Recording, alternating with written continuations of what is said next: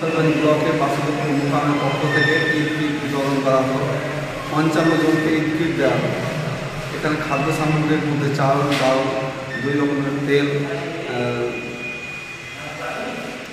আটা, চিনি, লাচ্চা, এইসব ডাল, এই সমস্ত সামগ্রীগুলো তাদের হাতে তুলে দেওয়া হয়।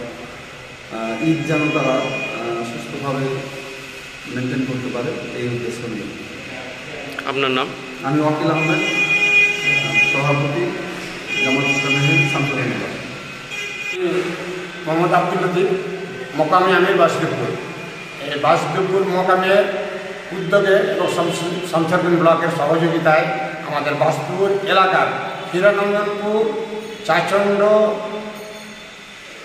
জয় সাহেবনগর, রামেশ্বরপুর এবং জয়কৃষ্ণপুর, আলমশাহী, এই বিভিন্ন হালকা শাখা এই সমস্ত গ্রামের লোকদেরকে এই ঈদ কিট বিতরণ করা হলো।